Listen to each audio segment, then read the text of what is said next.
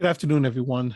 Today is December 11th, 2021, and we're going to continue the study that we began last week on the new humanity. I want to begin by using the points, the end points of last week, and I'll open those up now so that you can see those as a sort of recap of what we covered last week. So in just a moment, you will see those on screen. So we're looking at the storyline of the scriptures, and particularly the story of humanity, of mankind. And we're trying to determine what Yahweh's plan of salvation is for humanity. And as I've explained, if you understand this topic really well, you're going to be encouraged by it, I think, and you're going to understand the big picture in terms of what people are always asking, which is, why are we here, right? We're always asking, why are we here? In a very broad sense. I have to admit it saddens me that more people aren't interested in things like this, right? Because when you look at the world and you look at the turmoil in which we find ourselves today, all you got to do is log on to onto social media and see the kind of things that are occurring today. And people are running to and fro and going about their business and doing all kinds of things and just kind of totally oblivious to Yahweh's word, oblivious to why humanity is here.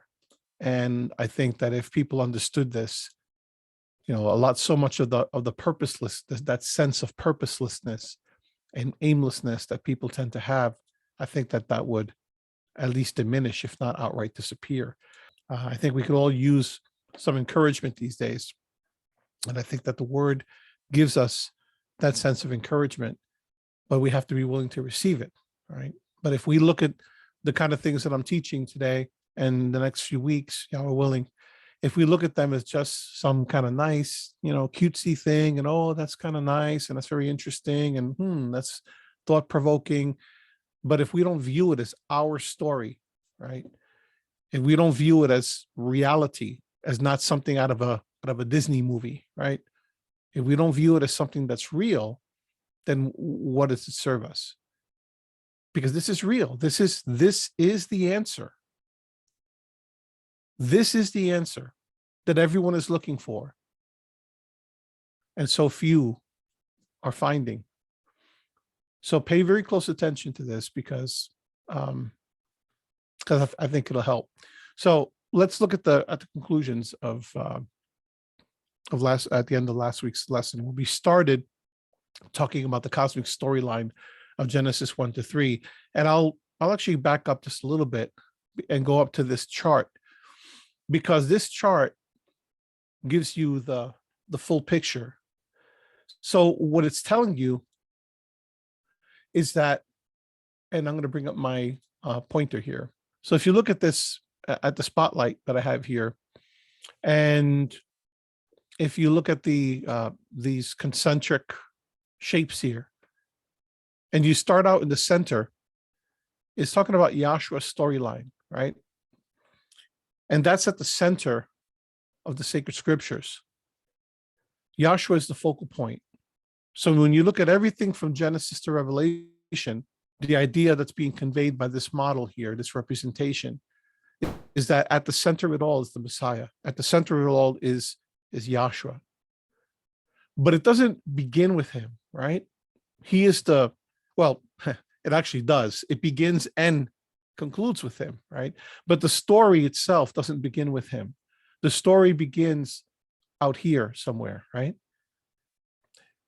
Because you have this outermost rectangle, which represents the cosmic storyline.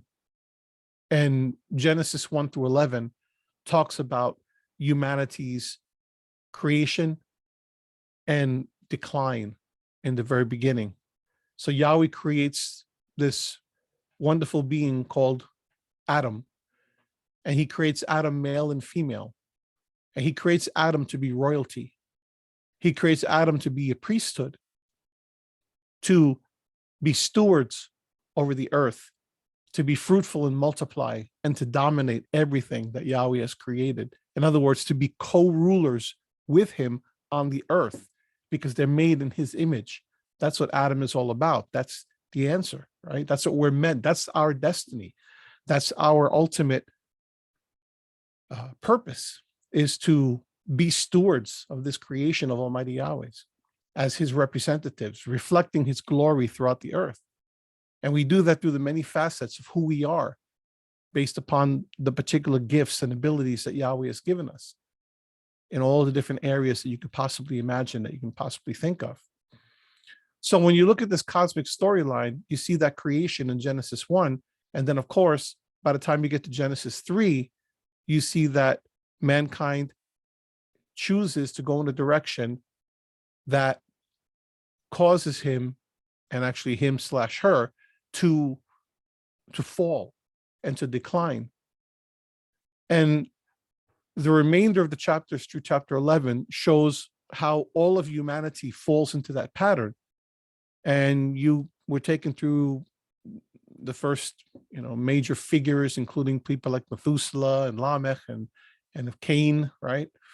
Not in that order, but you see Cain and Abel. Immediately, there's something that starts to go wrong there, and then you see the descendants of Cain and Seth, the new brother that he has after Abel is killed, and you see that there is a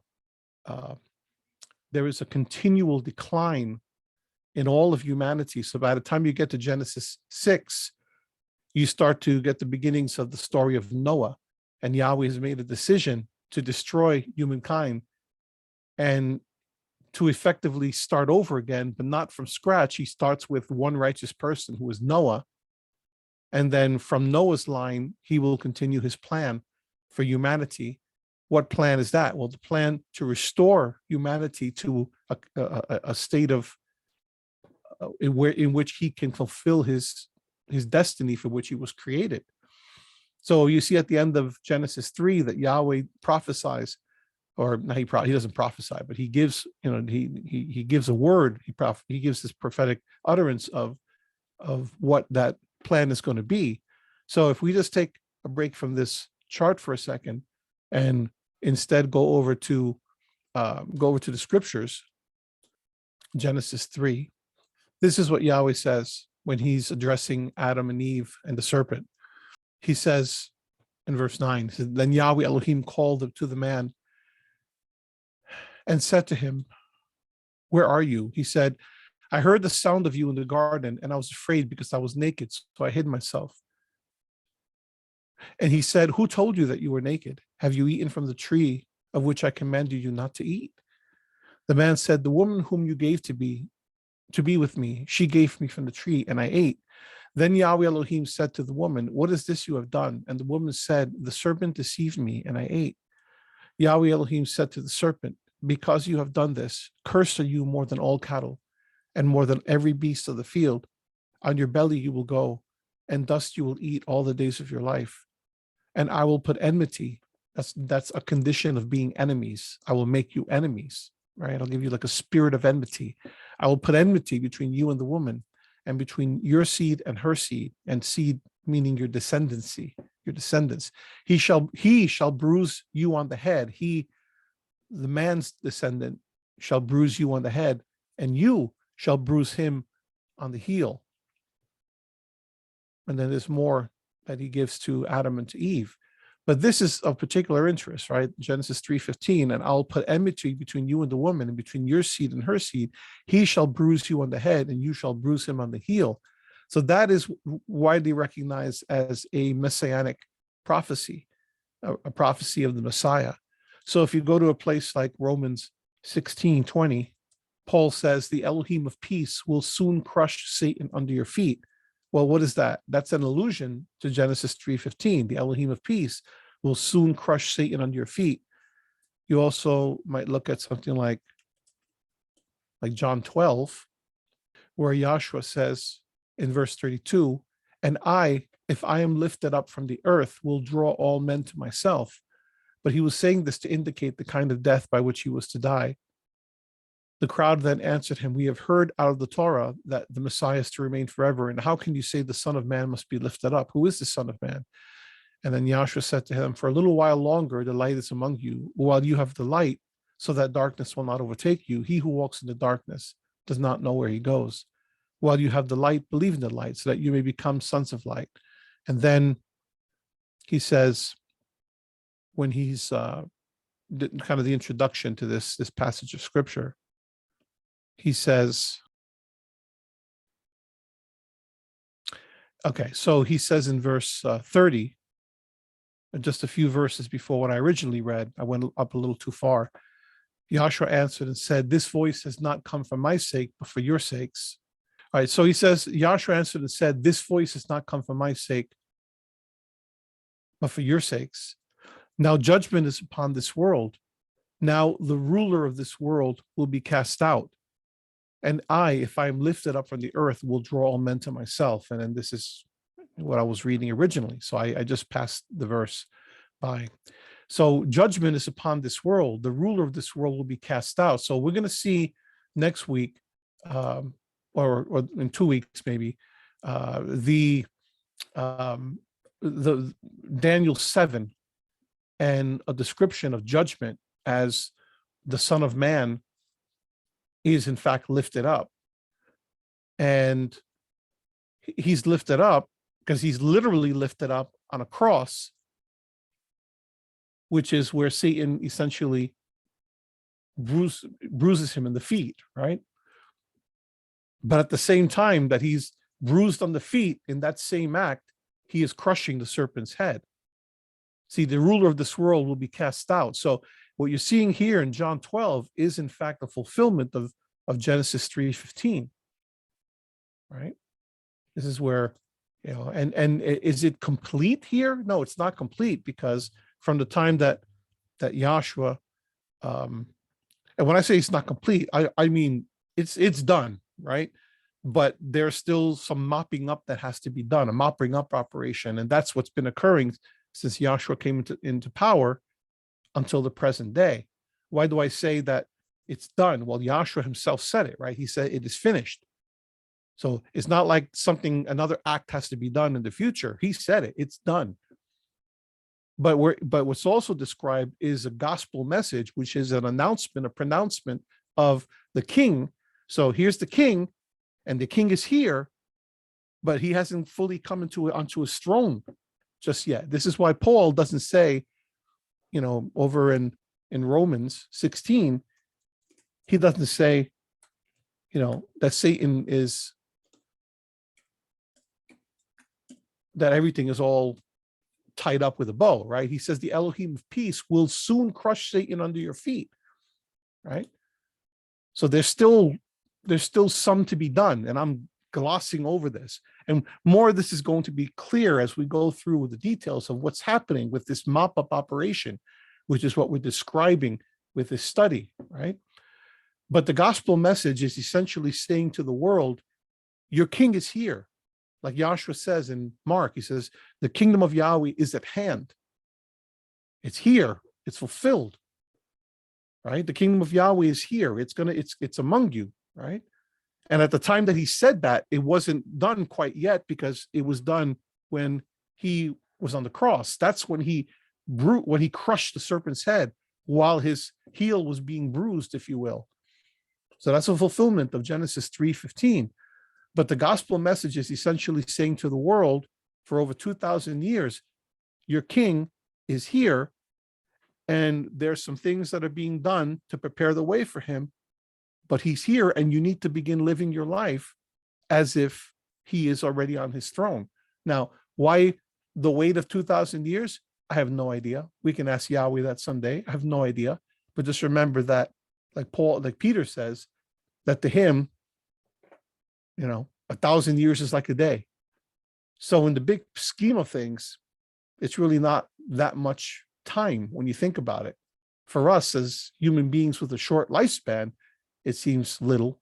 But in terms of the big picture and the grand cosmic view that was such as we're describing in this study, it's a drop in a bucket. So it's always a matter of perspective.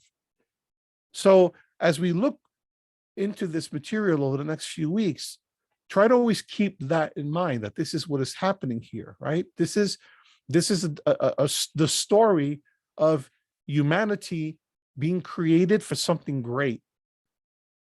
And then humanity commits some grave errors in judgment. And then they decline as individuals and as a society. So by the time you get to Genesis 11, you have the Tower of Babel account, which is like the culmination. In Genesis 6, you already see that things are so bad that Yahweh says, I'm going to destroy this, and I'm going to, raise up the descendants of Noah. And then Noah fails too. And then Abraham comes onto the scene. Well, excuse me, not yet, Abraham. And then a few chapters later, you have Nimrod, who starts the whole Babel situation all over again. And then in 11, you have the Tower of Babel incident, which is the peak of humanity's rebellion. And then in chapter 12 is when Abraham comes on the scene. And we're going to talk more about Abraham as part of the message today. And when Abraham comes on the scene, now Yahweh begins that plan that's going to take us all the way to the point of the Messiah. That's going to take us all the way to the point of Yahshua, who does fulfill what Genesis 3:15 said was going to be done. So let's go back to the diagram and look at the cosmic storyline in Genesis 1 through 11. And then that's tied into Israel's storyline, which begins really with Abraham. Abraham being the father of Isaac, him being the father of Jacob, who would be called Israel. So that lineage, those promises given to Abraham that all the world would be blessed through him, that is Yahweh's way of fulfilling Genesis 3:15. He does it through a family. He does it through the faithful. And the faithful are represented as the descendants of Abraham. And then that storyline continues and eventually culminates in one particular Israelite, who is Yahshua. Because even Israel, in the same way that from Genesis 1 to 11, every human being along the way failed in their vocation, beginning with Adam, right? Beginning with Adam. Adam fails in his vocation, her vocation, if you will. And then Adam, and then Noah, who is sort of next in line, and really got Cain and Abel in there as well, right? But Abel is killed. And by the way, with Abel being killed, there's violence that's introduced into the story. Yes, so violence is done in an emotional sense, but then it's done in the story of Cain and Abel in an actual physical sense, where life is taken, blood is shed. You see, so violence is done to the dream of humanity's vocation in Adam's fall. Okay, I don't want to keep saying him and her, but Adam is male, female, right? So in Adam's fall, violence is done to the vocation that Yahweh had given. And by the way, that violence is remedied by another act of violence, if you will, but from a different perspective, which is the shedding of blood of an animal, of an innocent. And that's the consequence, right? Because you've now broken something. And then you have the story of Cain and Abel. And Cain and Abel is man's violence, right? I really shouldn't say that was an act of violence, because that's really not proper. Yahweh didn't engage in an act of violence, but I'm trying to make a point that an animal had to die, right? So from a certain perspective, it's violence that's introduced into the story, but the violence of mankind. But it's not violence in the sense that it's a life taken, but it didn't have to be taken. Adam is the one that created that violence, I guess is what I'm saying, because he's the one that was ultimately responsible, not Yahweh. He was the one, Adam was the one responsible for the life that was taken of that animal, because that animal never had to die. And yet, because of his sin, Yahweh had said that the consequence would be that he would die. And then when you get the story of Cain and Abel, you had that element of violence, of course, with Cain rising up against Abel. And then you continue in the story and you get to Genesis chapter 6, and then it's all violence. And there's different types of violence that is intimated in that story. It's not just physical violence, but there's also an element of sexual violence in there as well. Because that's the consequence of mankind's rebellion, that relationships are destroyed.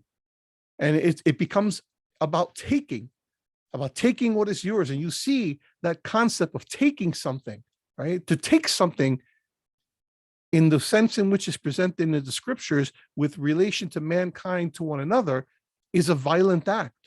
So you're going to see that concept of seeing, of taking what's not yours, the implication is, right? What's not rightfully yours.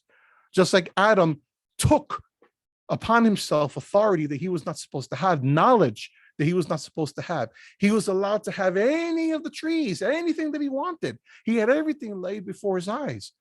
But instead, he chose to take what was not his, right? And you see that theme brought about in the pages of scripture, in the story, in mankind's story, again and again. So if you go over to Genesis 3, when Yahweh confronts Eve, he says to her, verse 6 of Genesis 3. So in verse 6, it says, when the woman saw that the tree was good for food, and that it was the delight to the eyes, and that the tree was desirable to make one wise, she took from its fruit and ate, and she gave also to her husband with her, and he ate. Then the eyes of both of them were opened, and they knew that they were naked, and they sewed fig leaves together and made themselves loin coverings. They heard the sound of Yahweh Elohim walking in the garden in the cool of the day, and the man and his wife hid themselves from the presence of Yahweh Elohim among the trees of the garden. So I want you to keep this in mind as we go through this storyline, because it's going to come up again and again, because it's the pattern of humanity, right? When the woman saw that the tree was good for food, so she saw something. It was a delight to her eyes, and that a tree was desirable to make one wise. So there's an implication here of coveting. So she sees something that she wants, and then she covets it. And then she took from its fruit and ate. So you see this term, look on the bottom left, lakach. You see this everywhere. So she saw it, she coveted it, she wants it, she takes it. And she brings Adam into it, her husband into it as well. So this is collectively Adam, right? This is collectively Adam, because the man did nothing to stop her, right? So this is the concept of seeing something and then coveting it, lusting after it and desiring it, then taking from it. And then the eyes of both of them are open. And then what do? They sew fig leaves to cover their nakedness, to cover their vulnerability. And then they outright hide themselves. And then the consequence, of course, is that someone or something has to die. So Yahweh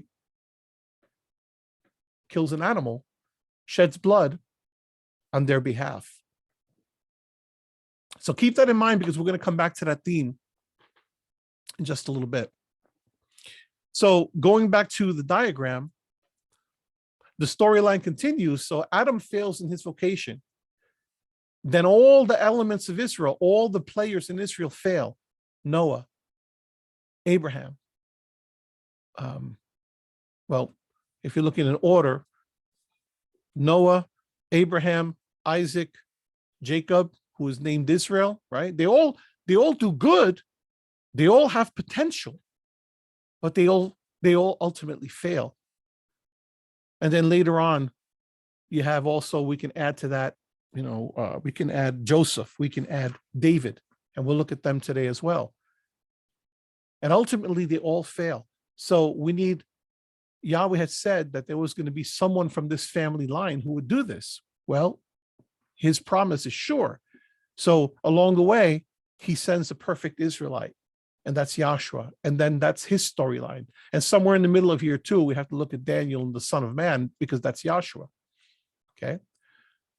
So that's how the story is going to play out. So when we go back to these points here, let's look at these points and then we'll go into the material for today. So Elohim, number one, Elohim made humanity as his partners to be his representatives who rule over creation on his behalf. That's exactly right. We're supposed to be his partners, his representatives, his viceroys, if you will, ruling over creation on his behalf. He delegated authority to mankind to be stewards over his earth. Verse 2, while humans are mortal dirt creatures, that's what Adamah comes from, right? Adam, Adamah, earth. Elohim invites them into his own eternal presence and gives them the opportunity to transcend their mortal origins. In other words, he creates them to be royalty. Eternal existence is not an inherent property of human nature in Genesis 1-2. Rather, mortal humans are given the gift of eternal life and are warned about the kind of behavior that will ruin the gift. Exactly.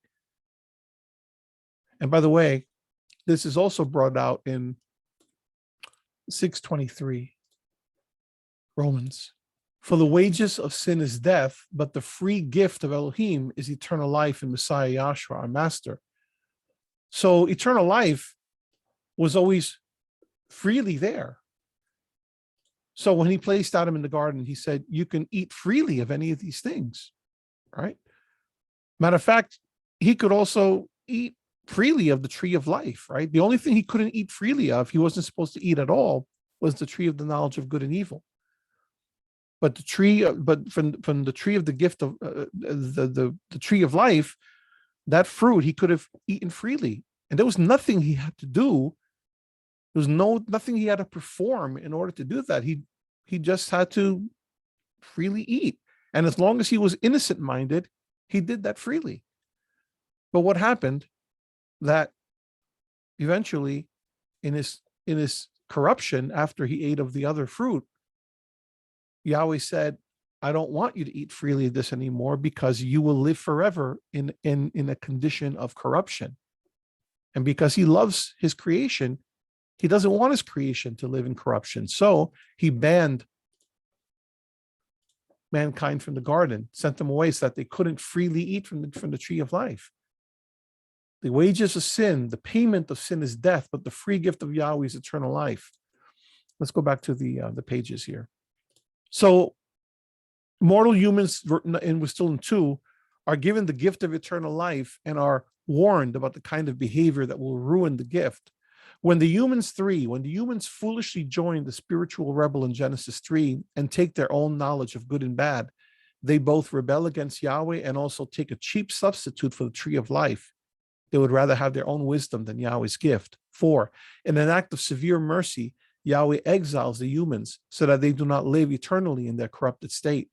They are sent away from the garden to the realm of the dirt, where they return to the dust from which they came. 5, the plot conflict introduced in Genesis 3 governs the entire narrative of the Hebrew scriptures. That's absolutely true.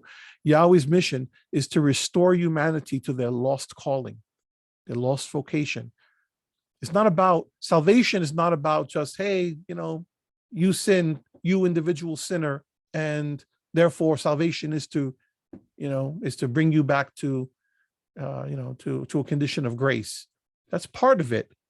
But to believe that that's all that scriptures are about, or to trivialize the scriptures. We're talking about a big picture, not just you as an individual, humanity. Sin with a capital S, not a little s, not your little individual sin. Sin with a capital S, the sin being rejecting the vocation to be an image bearer of Yahweh, reflecting his glory in favor of all these elemental primal forces, the evil that Yahshua eventually comes to destroy, you see.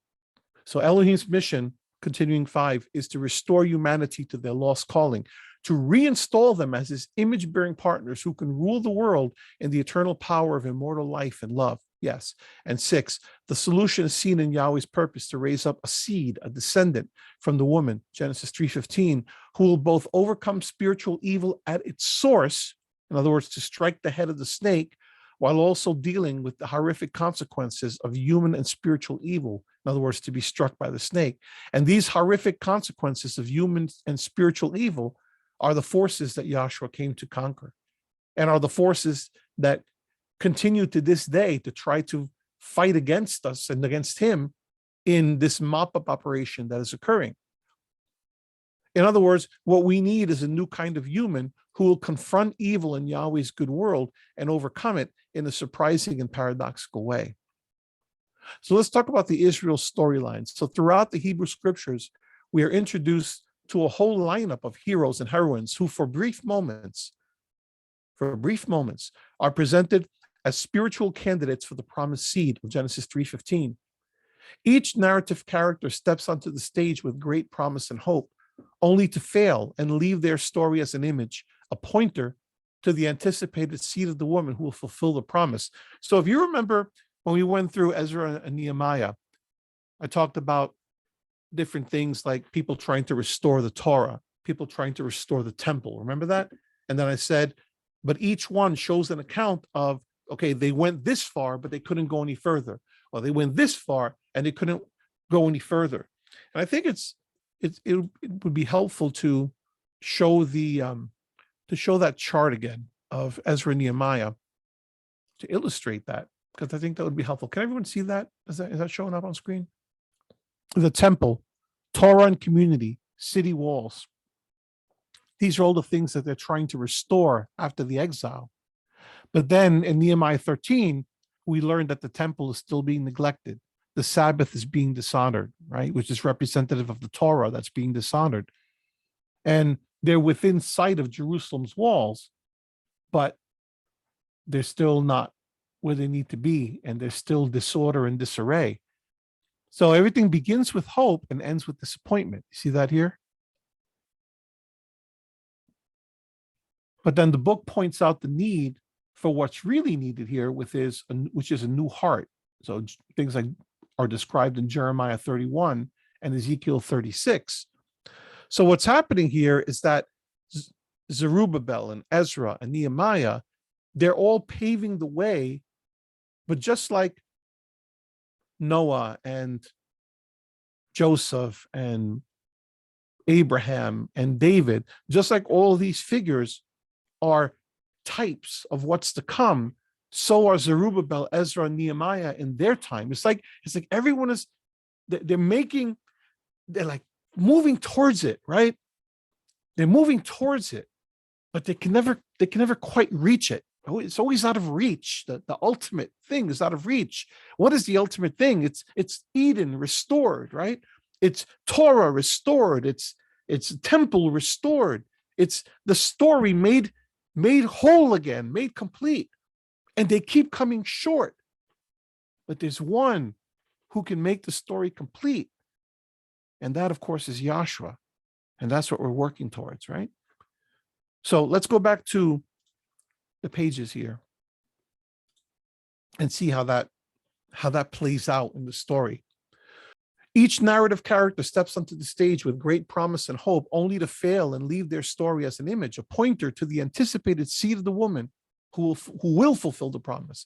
So you have Noah, first off, in Genesis 5-9, right? So we're not going to go through those chapters, of course, but in Genesis 5-9, that's the story of Noah. So Noah is introduced as a character who will offer comfort to all humanity after the debacle of Genesis 3:4, right? And that's what and the word, by the way, the term Noah, interestingly enough, means what? The term Noah means rest. It comes from the Hebrew Noach, which means rest or repose. It's like Noah's gonna give us rest. So we have all this disorder and all this stuff, but he's gonna give us rest. I'll tell you what I'm looking for, and I'm seeing little glimpses of it, but I need to find the precise thing. There is a connection, and it may just be a what's called a midrashic connection between the names Noah and Menachem, right? So the word Menachem is the word that means comfort, right? So the word Noah, it has this connotation of rest, and the term Menachem has the connotation of comfort. It's a similar word to what you find when you go to Isaiah 40. This word comfort, the word is nacham, there is a connection between the term Noah and the term comfort. And this is what's happening here. Yahweh's trying to bring comfort to humanity, essentially saying, we're going to bring things back to the way they used to be, you see. So Noah, as we know, is a person that is viewed as being a very righteous person. He's viewed as being a person who has the qualities to be able to make this happen, right? Noah, Nacham, comfort. So let's go back to Genesis 6 and down in verse 9. It says, this is the account of Noah and his family. Noah was a righteous man, blameless among the people of his time, and he walked faithfully with Elohim. And then notice verse 11, the earth was corrupt in Yahweh's sight and was full of violence. Okay. So this is a pattern. When there's corruption, there's violence. Elohim saw how corrupt the earth had become, for all the people on earth had corrupted their ways, you see. So this is the pattern that's following the same thing that happened to Adam and Eve, culminating to Cain and Abel. This is what's happening for all people by the time you get to Genesis 6. So let's go back to the notes and we'll continue to follow there. So Noah is introduced as a character who will offer comfort to all humanity after the debacle of Genesis 3:4. And he called his name Noah, saying, this one will give us comfort from our work and from the toil of our hands arising from the ground which Yahweh has cursed. So there's that connection there between the curse and the fall of man, you see. But Noah is going to give us comfort. And it's interesting. He's going to give us comfort from what? Comfort from our work. So there's even allusion to creation, right? Because Yahweh creates in 6 days, and on the seventh day he rests. There's that sense of completion, right? So Noah is going to bring us back to what it was supposed to be like in the beginning. And yet, Noah replays the failure of Adam and Eve in another garden whose fruit leads to his nakedness and shame. See Genesis 9:20-24. So let's turn there because that's worth looking at. So let me bring you back to the text and we'll look at Genesis 9. And this is, of course, after the flood, verse 20. And you should see that on screen. Then Noah began farming and planting a vineyard. So now it's kind of like a new Eden, right? It's a new garden after the flood. He drank of the wine and became drunk and uncovered himself inside his tent. Ham, the father of Canaan, saw the nakedness of his father and told his 2 brothers outside. But Shem and Japheth took a garment and laid it upon their shoulders and walked backward and covered the nakedness of their father. So Shem and Japheth are walking in the direction of that messianic figure, right? Because they're trying to cover over the vulnerability of their father, and their faces were turned away so they did not see their father's nakedness. But this whole incident here results in shame and degradation and problems, right? And you see that immediately following this, you start talking about the nations doing their own thing, and then you start talking about Babylon, right? So the whole concept of Ham and Cush and Canaan leads to the whole concept of Babylon, you see. So all these nations, and even though, Shem is in the line of what would eventually be Israel, they're not clear of all this either, right? So there's no all of humanity is having problems at this point. And then you get to Genesis 11, and it talks about the whole earth. And that's including everyone, Canaan, Shem, Ham, Japheth, all of them. The whole earth used the same language because corruption spreads, right? Doesn't matter who started it, corruption spreads. The whole earth used the same language, the same words. And then it goes on describing the wrong attitudes of Babylon, right? Which is all of these nations of the earth now. So now we're back to a similar condition as in Genesis 6, before the flood. We're back to a condition of everyone doing their own thing and people trying to follow their own glory instead of glory of Yahweh. See, it's a constant push and pull, a constant leaning towards our vocation. Shem and Japheth were leaning towards vocation, but by Genesis 11, even they are caught up in all this, you see. And we don't have to go into all the details of this, but the bottom line is that Noah, through negligence, right? He's the one that started all this. So here's a man who's righteous and blameless, but then he lets go of himself and he stops paying attention. And when he stops paying attention, he makes it possible to allow his vulnerability to show to the point where it can be taken advantage of, you see. So he's got many good qualities, but through inattention or negligence or whatever you want to call it, he winds up going in the same direction as Adam, no? So let's go back to our notes. So he replays, as it says here, he replays, I'm going to make this a little bit larger. He replays the failure of Adam and Eve in another garden whose fruit leads to his nakedness and shame, right? Same problem of Adam and Eve. Their failure leads to nakedness and shame. But not vulnerability in a good way, but vulnerability to a point where the result is something shameful. And then you have Abraham. So following on the heels of Genesis 11 and the tale of Babylon, and how the earth had become corrupted. So now we're back to a Genesis 6 type situation, perhaps not as bad as the Genesis 6, but sin is sin, right? So we're not really told, the severity of one is not compared to the other, but we know it's severe enough that Yahweh has to he has to confuse their languages, to scatter them throughout the earth, right? And then Abraham in Genesis 12 through 25. So Abraham is introduced as one who Yahweh will use to restore the blessing of Eden to all the nations.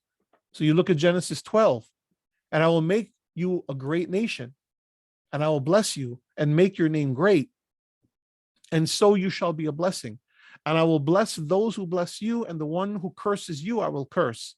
And in you, Abraham, in you, all the families of the earth will be blessed. In other words, we're going to go back to a restoration of an Eden-like condition where all the families of the earth will be blessed. In other words, we're going to take away the curse. Where did the curse come in? The curse came in the garden, right? It was a result of Adam and Eve's sin, in which Yahweh came in afterwards and said, "Cursed be this, cursed be," right? And you're gonna, have to now. You're gonna get thorns and thistles, and you're gonna, have to till the ground by the sweat of your, your brow. And then he pronounced the curse upon Eve, and then a curse upon the serpent. So this is going to be a reversal of the curse. In you, all the families of the earth will be blessed. So do you see that in every generation, Yahweh raises someone up who has the potential to fulfill Genesis 3:15, but they each fail. Yet Abraham twice betrays, I'm talking like Elmer Fudd now. Yet Abraham twice betrays his wife by endangering her to save his own life. And the verses are here. You can go look them up later. We're not going to look at every verse. We know the story, though, that he lies about his wife, right? Then he and Sarah oppress an Egyptian slave, Hagar, and her son, Ishmael, to die in the wilderness, Genesis 16:21. So again, Abraham, he does well, but he's not all there, right? And I mean, look at Genesis 22. No, Genesis 22 is the height, right? This is the potential of Abraham.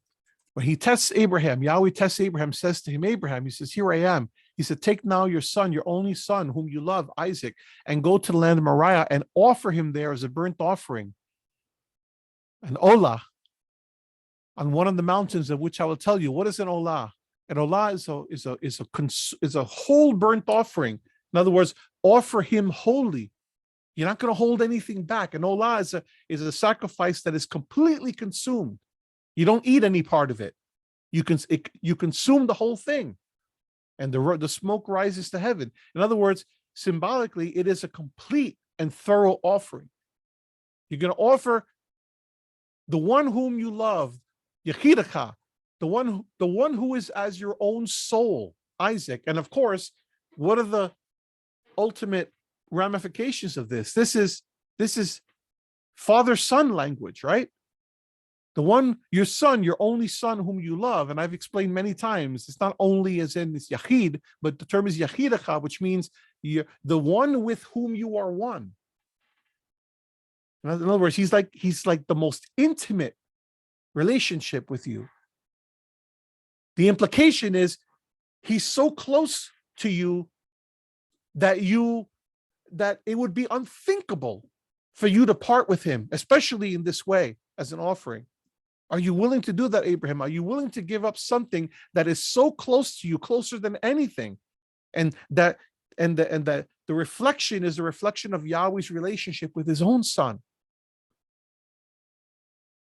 who in time he gives. He does do that, right? Because what are we seeing throughout the theme? It's the theme of Adam and Eve and what they tried to do, which is not to take freely of the gift, but to take what they wanted. It's the concept of taking. Lakach, I'm going to take something. I'm going to desire it with my eyes. I'm going to lust after it, and then I'm going to take it. I'm not going to take what Yahweh has given freely. You see, I'm going to take something that brings glory to me. I'm going to take something that brings more recognition to me. I'm going to take something that makes a name for me. That kind of taking. The kind of taking that leads not to peace and tranquility and to calm and to harmony, but the peace that leads to violence. I'm going to take. So she takes. Want to see it again? Let's take a look at it again. And I haven't shared this yet, but I'll share it now. Well, the concept Genesis, we looked at Genesis 6. We didn't go through all of Genesis 6, but what happens here? And we're not going to go into the controversy of who the sons of Elohim are and the sons of, we're not going to look at that, but we're going to look at this. So it talks about the earth was corrupt in Yahweh's sight and was full of violence. Elohim saw how corrupt the earth had become. All people on earth had corrupted their ways. When human beings began to increase in number on the earth and daughters were born to them, the sons of Elohim saw that the daughters of human were beautiful, and they married any of them they chose. But if you look at this, Elohim saw that the daughters of humans were beautiful. So what did they do? Once again, Ra'ah, they saw, right? And the implication is that they lusted after them. And they married any of them. And if you look at the term lower left, what does it see? What does it say? Is the term is married, but the term is what? It's lakach. It's the same word. In other words, the context here leads the translator to translate this as married, but ultimately they took them. That's what lakach means, literally. It's the same word that we saw with Eve. They took them. That's what they want. They took them. They wanted them. The implication is that they weren't, they saw that they were tall, a delight to the eyes, just like Eve, right? And they took them. So the implication is they wanted them. Forget the consequence, whatever the problem. There's obviously something going on there. They shouldn't have them, and they take them anyway because they want it, so they take it. And you see this over and over again as a theme in the scriptures. I was going to show you one other place that comes a lot later in their history. So if you look at Joshua 7, and this is, of course, the sin of Achan, right? And Achan causes Israel to be, when they go to attack the enemy, they're defeated. Yahweh had said, don't do it. They did it anyway. And Yahweh was not with them.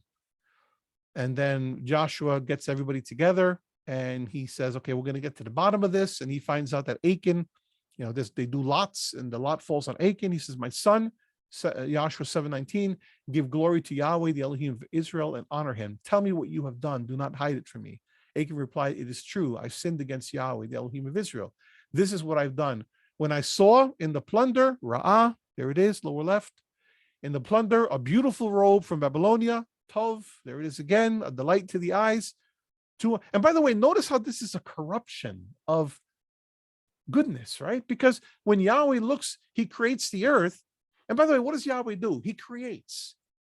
He doesn't take, he creates, he gives.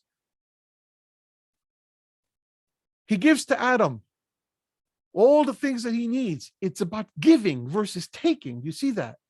That's the story of humanity compared to Yahweh. The story of humanity is taking. Take what I want. Power, take it. Sex, take it. Property, take it. Someone else's woman, someone else's stuff, take it. Yahweh's is always about giving. And by the way, in the 10 commandments, the last commandment is the commandment about coveting. Is it left for last because it may be undergirding everything else that you see in there and the other 9 to some degree? It's an underlining thing. It's seeing and desiring. It's seeing it's beautiful, seeing that it's tov. But you know what? It's interesting because in the beginning, Yahweh said, this is tov, this is good. And it was evening and it was morning, the first day, second day, third day, and every day he says, and Yahweh saw, and it was good, right? It was tov, same word, but not in the corrupted condition as this, or corrupted context, if you will. It's always about corruption of something that's good. It's always about a counterfeit of something that's good. That's the story of humanity, right? It's a good thing turned to corruption. It's a good thing tweaked just a little bit to man's tastes rather than Yahweh's tastes, so that it looks like the real thing. But as you continue to chew on it, the bitter taste comes out, because then you realize that it's not the real thing, you see. And it yields a bitter fruit, you see. So going back to Achan, so his beautiful robe is tov, and then it says what? I coveted, chamad, and then took them. There it is, lokach. And then they are hidden in the ground inside my tent. So he goes and he hides them, just like Adam and Eve go and they hide themselves. And this is the constant story of mankind, right? It's about taking, not giving. And Yahweh wants to reverse that. He wants to restore the attitudes of the beginning, of giving freely, of beauty and bounty and wonderful things for receiving from Yahweh, you see, instead of having to take something that's not yours or that doesn't pertain to you. Abraham, right? He and Sarah press the Egyptian slave and exile her and her son to die in the wilderness. So he fails, right? There's a lot to, and each of these brings a piece of the puzzle, right? So I don't want to give the impression that they're somehow bad. They're not bad, but they're not everything they need to be. They're not everything that was promised on the package, you see. Joseph, Genesis 37-50, Joseph is presented as the beloved son who's rejected, right? Again, there's always this thing of Yahshua, right? So remember, Abraham with Isaac. He's to offer, just finishing up the story of Isaac, he's to offer Isaac. What happened here? Okay, we're back there. Genesis 22. He's to give, right? He's not taking. So not only does he have to do something that's self-sacrificial with something that means the most to him. Are you willing to give up the thing that means the most to you? You know, unlike Adam and Eve, that they had everything that they needed, and then they wanted to take something more for themselves. It's almost like a Korah rebellion in the making in the very beginning, right? Korah and his people were priests, not priests. I'm sorry, they were priests. No, they were not priests. Forgive me. They were Levites. That's what the word I'm looking for. Korah and his ilk were Levites, but they wanted the priesthood too. You see, they had plenty from Yahweh, plenty of responsibility, but it wasn't enough. They had to have the priesthood too. And this is kind of what you see all the time. It's never enough.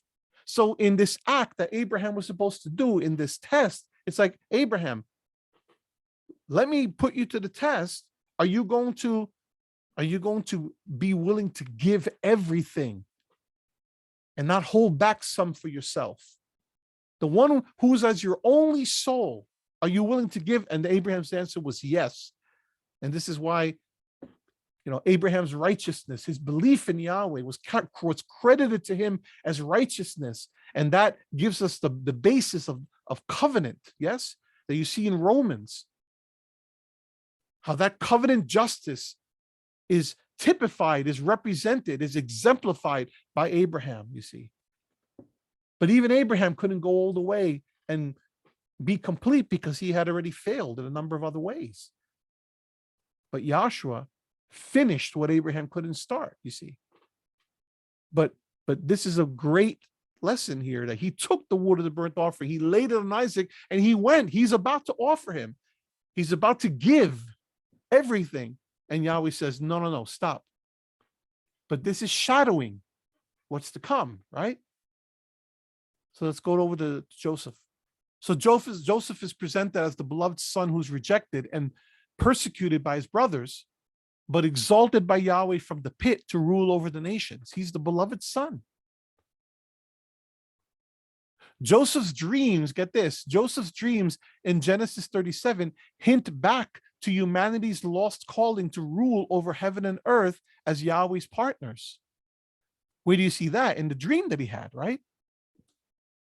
Now he had still another dream and related it to his brothers and said, look, I have had still another dream.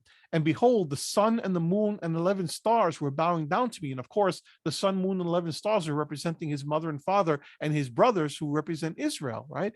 But there's the further meaning there of, metaphorically, in his dream, he's ruling everything, heaven and earth.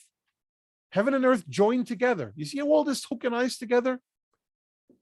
Joseph is eventually elevated to become second in command over the nations, ruling at Pharaoh's right hand. Then Pharaoh said to his servants, this is Genesis 41, 38 to 43.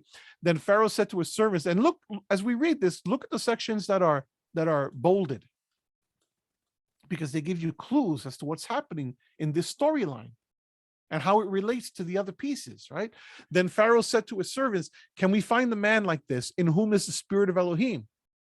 It's interesting. Once again, a pagan ruler declares truth, just like Pilate later would declare, behold the man, behold the true human, behold the one who is the image of Elohim. Now, in his mind, of course, he's not thinking any of that, but it's recorded for all of history, for all of human history, for people to see that out of the mouth of a pagan ruler, he glorifies Yahweh with his mouth. And Pharaoh's doing it here too, and he doesn't even know it. Is there another man like this in whom is the spirit of Elohim? The later rulers did it too. Darius in the time of Daniel, and Artaxerxes and Xerxes, and all these people, they all had the praise of Yahweh in their lips, and they didn't even know what they were saying. So Pharaoh said to Joseph, since Elohim has informed you of all this, there is no one so discerning and wise as you are. You shall be over my house. You will be the steward over everything. Why? Because you are made in the image of Elohim, and you deserve to be a steward. You're the steward extraordinaire. And according to your command, all my people shall do homage. All the nations of the earth will be blessed through him, you see. Only in the throne I will be greater than you. Pharaoh said to Joseph, see, I have set you over all the land of Egypt. Then Pharaoh took off his signet ring from his hand and put it on Joseph's hand and clothed him in garments of fine linen and put the gold necklace around his neck. Do you think that any of this is coincidental? Of course not. And we could do a study of everything here, right? The signet ring from his hand, he put it on Joseph's hand. The signet ring is the thing that has the seal. The seal is what gives your name and what gives authority. And we think about the seal of Yahweh's name and his authority. And he clothed them in what? In garments of fine linen. Garments of fine linen, which were the vestments of the priest, right? Who dressed in fine linen, in pure white linen, which represents the righteous acts of the saints. And he put the gold necklace around his neck. Well, in the book of Proverbs, the gold necklace is what's compared to the word of Yahweh around you, like a gold necklace, right? This illusion after illusion after illusion. That's whenever people tell me that the Bible is just kind of like, blah, blah, I say to myself, you're not reading carefully, right? He had him ride in his second chariot, and they proclaimed before him, bow the knee, and he set him over all the land of Egypt. Yet, Joseph eventually dies in Egypt, hoping for the future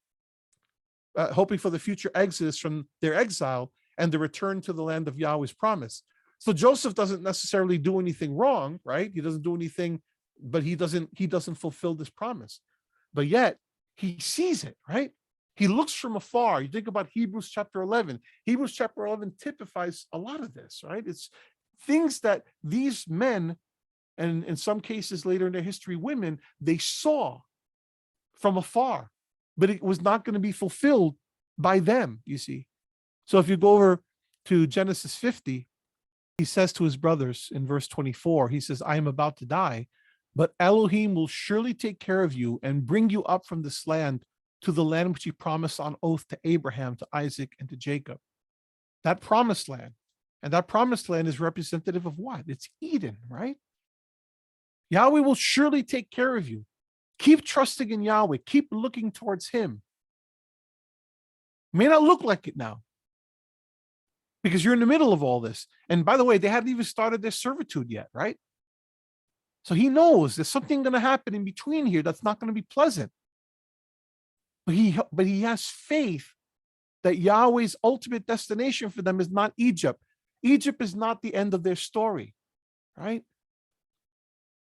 He will bring you up from this land to the land which he promised on oath to Abraham, Isaac, and Jacob. Then Joseph, he's so sure of it that he made the sons of Israel swear, saying, Elohim will surely take care of you, and you shall carry my bones up from here. So Joseph died at the age of 110 years, and he was embalmed and placed in a coffin in Egypt. He tells them, you better carry my bones up from here. Don't leave me in Egypt. And we see later when they go into the land that they actually have the bones of Joseph with them, right? They fulfill that, and they bury him in the promised land. So he's going to bring you up from this land that he promised on oath. He's certain of that, but he doesn't fulfill it himself. And then we go to Moses. There's so much I could say about Moses and David that we would be overwhelmed here. So I'm just going to go straight through this, okay?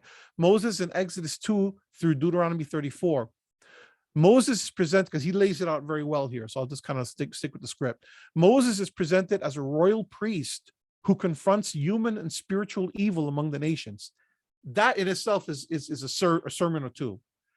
He's presented as a royal priest who confronts human and spiritual evil among the nations. Remember I explained that the human and spiritual evil, those elemental forces, those primal forces, that's what we're doing battle against, right? It's not about the little statues. Is what the little statues represent.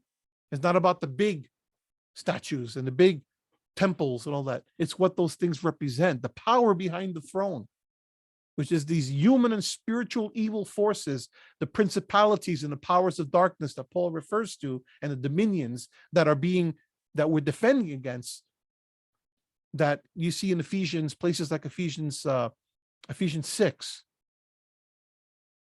Those are the forces that Yahshua confronted when he was dealing with sick people, when he was dealing with demonic forces in his time. They were representative. Those illnesses and those demonic manifestations were representative, outward manifestations of this human and spiritual evil that had been unleashed upon mankind in Eden, unleashed upon mankind in Eden. And he's trying to push them back where they came from, you see. And they're represented by Egypt and their gods, right? What does Exodus 12:22 say? Let me just look that up real quick. 12:12 rather. On that same night, I will pass through Egypt and strike down every firstborn of both people and animals, and I will bring judgment on all the gods of Egypt. I am Yahweh. Yeah. So that judgment upon all the Elohim of Egypt in all its manifestations is representative of Yahweh's confrontation of all that evil and his crushing of all of that evil. Sickness and pestilence and disaster and all those things that mankind, that makes his life a living misery. He alone, Moses, he alone is invited to ascend to the high place of Sinai. Have you ever thought of Sinai as a high place? He alone is invited to ascend to the high place of Sinai, where heaven and earth meet. Yahweh's high place. This is why every other high place is considered to be pagan. Every bamoth, every high place, Yahweh speaks very vehemently through the prophets against the high places. Why? Because they're all substitute representations of his high place, where heaven and earth meet. Once again, all those high places are representative of the same thing as the Tower of Babel. Pagan or human-led representations of something that does not pertain to them. And Moses, he is transformed for a brief moment into a new mode of human existence, and then Exodus 34:29 is quoted. It came about when Moses was coming down from Mount Sinai, and the 2 tablets of the testimony were in Moses' hands as he was coming down from the mountain, that Moses did not know that the skin of his face shone because of his speaking with him. Why? Because he had been in the presence of the glory of Yahweh. You see. The high point of Moses' career as Israel's leader came when he offered his own life for Israel's sins so that Yahweh's covenant could be maintained with the people. This is just beautiful to see how all these things come together. Check that out over in Exodus 32:30-32. On the next day, Moses said to the people, "You yourselves have committed a great sin, and now I'm going up to Yahweh. Perhaps I can make atonement for your sin." Listen to his language. Perhaps I can make atonement for your sin. The language of atonement. It's the language of the priesthood. And Moses was not a priest, but yet he acted as a priest. Then Moses returned to Yahweh and said, and here he is intervening, interceding as a priest would intercede, and said, "Alas, this people has committed a great sin, and they have made an Elohim of gold for themselves. But now, if you will forgive their sin," and then the Hebrew actually has a space. It says this: if you will forgive their sin, and it's kind of like we're at your mercy, is what the implication is. "And if not, please blot me out from your book which you have written." Listen to the selflessness in a man like Moses. If you will forgive their sin, and if not, please blot me out from your book. I'll take the brunt of your anger and wrath, which you have written. And then Yahweh, of course, hears him and is merciful. That's the act of a priest. It's the same concept as when the plague breaks out after the Korah rebellion, and Aaron runs out into the middle of it and stands between the dead and the living. Yet Moses, and there's always the yet, right? Yet Moses consistently rebels against Yahweh's purpose from the first moments of his commission, when he keeps objecting to being sent in Exodus 4, to the wilderness wandering, when he dishonors Yahweh in the eyes of the people. Numbers 20:8-13, and this is at the waters of Meribah when he strikes the rock, right? So again, he comes short. A great man, Moses is, but even he is not allowed, he's allowed to see the promised land. He's allowed to see it, but he's not allowed to go in, at least not yet, right? So it's always that it's just within reach. There it is. I could see it, but I can't quite get there. And then there's David, right? David in 1 Samuel 16 to 1 Kings 2. David is presented as the royal seed of Israel, who is used by Elohim to reunify the family of Abraham, so that it can become Yahweh's instrument of blessing to the nations and overcome the forces of evil in the world, as represented by the Philistines and the Canaanites and all those others, right? David is presented as the royal seed of Israel. He's being used to reunify the land. They had been divided. Satan had been successful in dividing the people who were going to be a blessing to all other peoples. And Yahweh unites them under the banner of David, right? And then, of course, later, regrettably, they get split again, right? In a worse way. It's just the constant back and forth and back and forth. It's like when you look in the book of Kings or the book of Chronicles, and it says, Hezekiah comes and he does all this great stuff, and then the next guy comes along and then they all do sin against Yahweh. Or you look in the book of Judges, and they all go great for a while, and they unite under the banner of this one or Gideon, whomever, and then all of a sudden they start doing what's right in their own eyes, and then they need another Messiah, and another Messiah is sent to them, and they go and they do it all, and the cycle repeats again and again. The entire history of Israel, right? This poem is reflecting, and he's talking about Psalm 89. This poem is reflecting back on Yahweh's promise to David in 2 Samuel 7, and we'll take a look at that, and linking it to the cosmic storyline of Genesis 1-3. Elohim called David to be that new human who would be exalted as Yahweh's human partner to rule the nations and subdue the chaos and evil among the nations. Like humanity in Genesis 1-2, David is the latecomer who was elevated as the firstborn. He was the 8th son of his father. And you see 1 Samuel 16. So he's the latecomer who was elevated as the firstborn. In other words, he wasn't the firstborn, right? Because who was that? His brother Eliab or Elishab. I don't remember which brother it was. But Samuel comes in 1 Samuel 16, and he anoints 6 people, 7, right? Now, he doesn't anoint them. I'm sorry. He looks to see, can I anoint any of these? And he goes through 7 of them.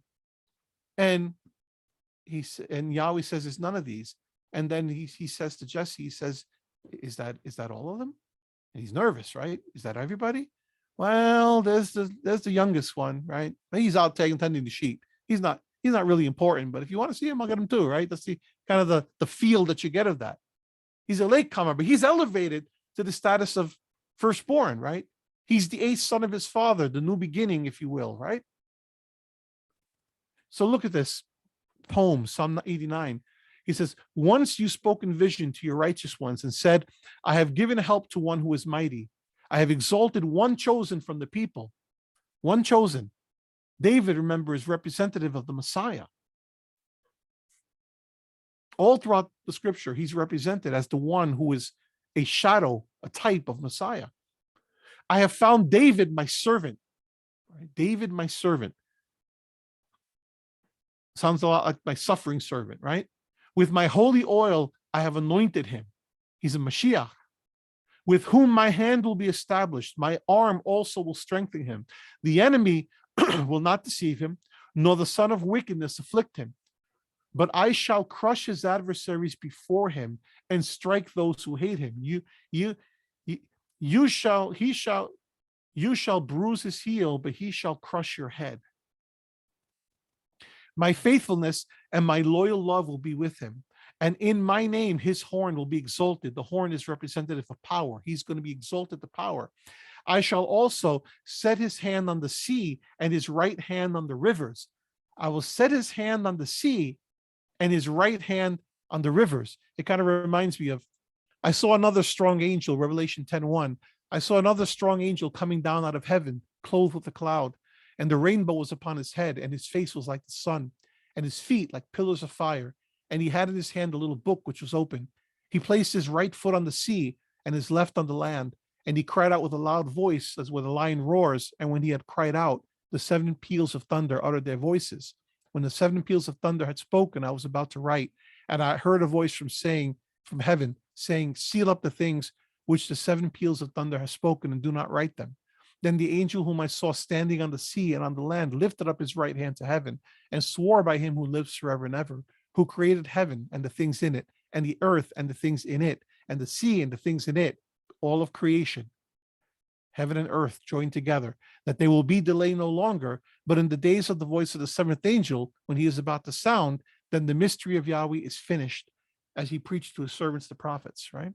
Okay, so let's go back to the text here, to the so you have these themes going all throughout the scriptures. I shall also set his hand on the sea and his right hand on the rivers. He will cry to me, you are my father, my Elohim, and the rock of my salvation. This is David. He'll cry to me, you are my father, my Elohim, and the rock of my salvation. I also shall make him my firstborn, the highest of the kings of the earth. He's talking about David as if he's Yahshua. My loving kindness I will keep for him forever, and my covenant shall be confirmed to him. So I will establish his seed forever, and his throne as the days of heaven. And then I mentioned that we'd look at 2 Samuel 7, when David wants to build him a house, right? And Yahweh says, now therefore, this is verse 8 of 2 Samuel 7. Now, therefore, thus you shall say to my servant David, he's telling Nathan the prophet, thus says Yahweh of hosts, I took you from the pasture, from following the sheep, to be ruler over my people Israel. I have been with you wherever you have gone, and have cut off your enemies from before you, and I will make you a great name, like the names of the great men who are on the earth. I will also appoint a place for my people Israel, and will plant them, that they may live in their own place and not be disturbed again, nor will the wicked afflict them any more as formerly, even from the day that I commanded judges to be over my people Israel. And I will give you rest from all your enemies. Yahweh also declares to you that Yahweh will make a house for you. You want to make a house for me, and I appreciate it. but I didn't really ask for that. I'm going to make a house for you, right? And when he says a house for you, he's obviously not talking about a brick and mortar thing. He's talking about a house, a lineage. When your days are complete and you lie down with your fathers, I will raise up your descendant after you, your descendant after you. And the words descendant, zera, is seed. There it is again, Genesis 3:15, right? I will raise up your seed. I will raise up your descendant after you, who will come forth from you, and I will establish his kingdom. Is he talking about Solomon? Yes and no, right? Certainly he's talking about Solomon, but he's talking beyond Solomon. He shall build a house for my name, and I will establish the throne of his kingdom forever. Forever. Solomon didn't reign forever. This is time out of mind, olam. I will be a father to him and he will be a son to me. There's the father-son language again. When he commits iniquity, I will correct him with the rod of men and the strokes of the sons of men. Of course, this is referring to the physical descendancy. But my loving kindness, so there's this mixture here of physical descendancy and of ultimate descendancy, who's Yahshua. But my loving kindness shall not depart from him, as I took it away from Saul, whom I removed from before you. Your house and your kingdom shall endure before me forever, olam. Your throne shall be established forever, olam. In accordance with all these words and all the visions, so Nathan spoke to David. And as I think I've explained in the past, when the Septuagint, the Greek version of the Old Testament that was created in Alexandria, Egypt, when they wrote out this passage, the term that they use for raise up is the term related to the term anastasia, which is the term resurrect, right? It's the word. It's a term that is used specifically for resurrection. So I'm going to raise him up, not only raise him up to the throne, but I'm going to raise him up literally in a resurrection, right?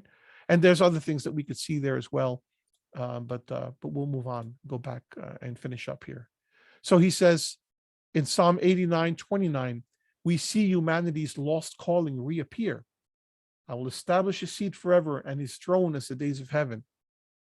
Eternal life for the promised line of Yahweh's human partners, through whom the eternal rule will be extended over all creation. And we see that at the very end in Book of Revelation, how at the end, everything is restored, right? For related statements of this hope connected to David and his line, see 2 Samuel 7, which we just did, Psalm 2, which I've read a number of times. That's the one that talks about,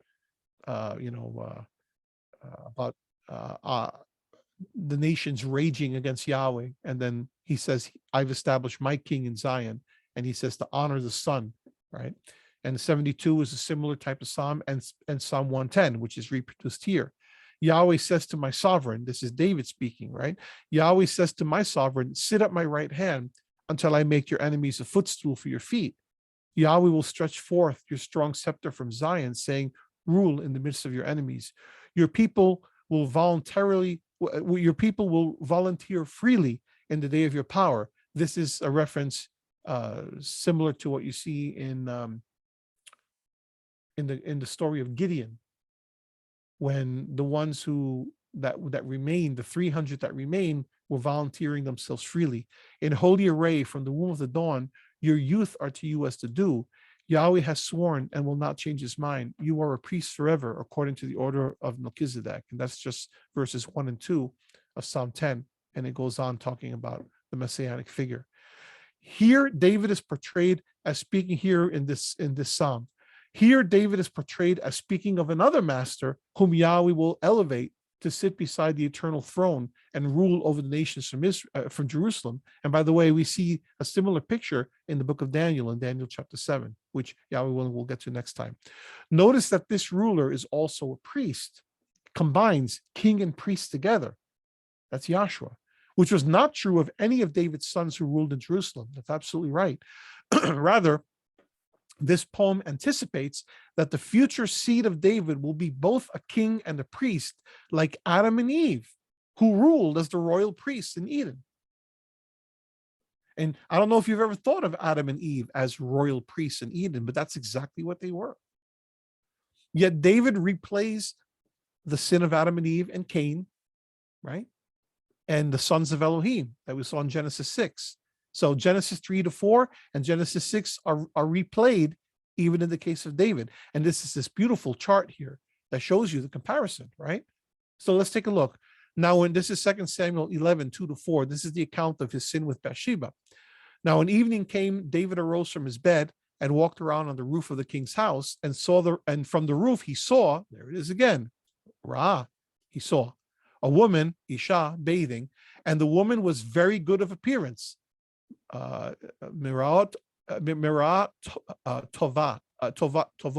I don't have the vowel points here, so I can't tell you what they are. But this word tovot is the plural. It matches with the grammar here. This is the word good, tov.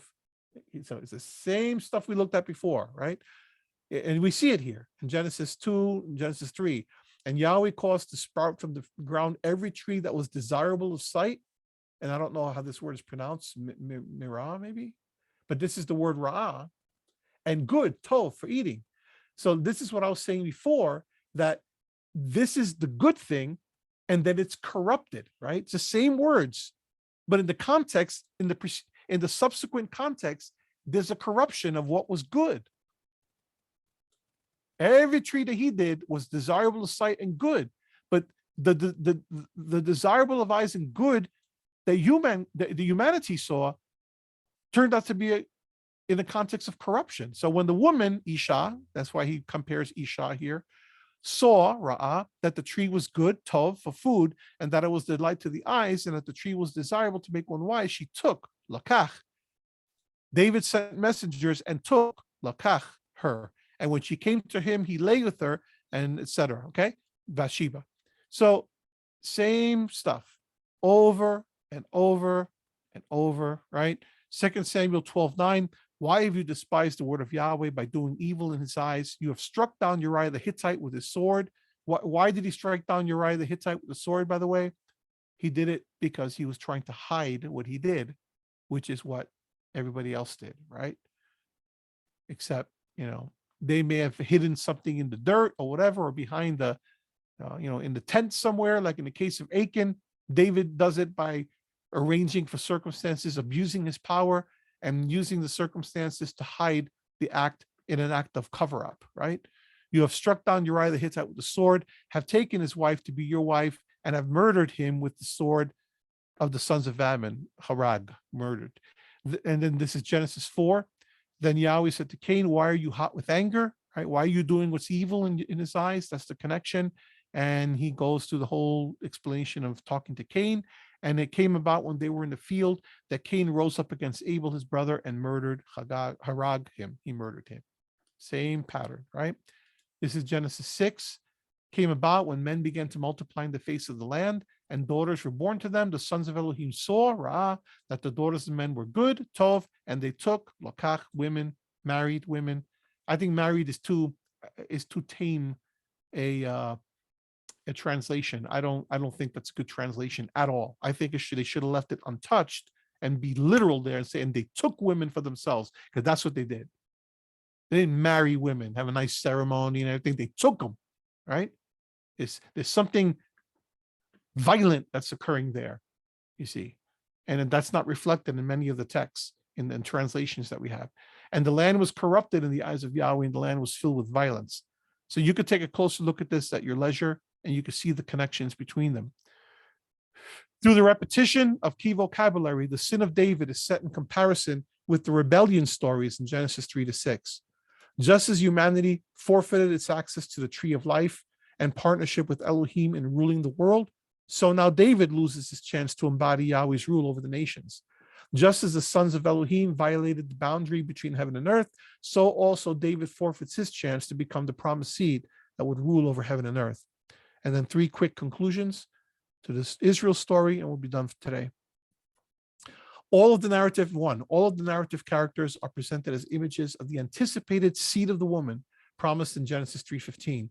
In very different ways, they all replay the sins of their ancestors and forfeit the calling Elohim has placed on Israel to mediate Yahweh's Eden blessing to all the nations. 2, Israel's exile from the promised land, which happens in 2 waves. 2 Kings 17 shows the first wave, 24-25 shows the second wave. So Israel's exile from the promised land replays the exile of what? Of Adam and Eve from the garden. Genesis 3:22-24. Same thing. It's exile, right? Exile, ultimately, all exile is from the garden. Restoration to the promised land is restoration to the garden. And the garden represents the place where innocence prevailed, where beauty prevailed, where it was about receiving from Yahweh and not taking for oneself, you see.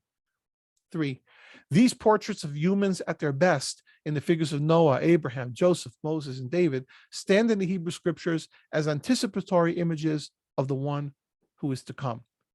One book in the Hebrew Bible specifically picks up all these images and combines them into one complex mosaic, namely the Son of Man figure in Daniel chapter 7. And that, Yahweh willing, is where we're going to head next time. Even though we actually have covered this when we were talking about the book of Daniel, now we can cover it in the context of this grander story of humanity and their vocational calling. And then ultimately, just to see, you can see here, this is where we're headed, right? To Yahshua's story in the Gospels. And we're going to have a lot to talk about when we get there, right? Then we have to break that one up into 2 or 3 different sessions. Okay. All right. So lots of good stuff here.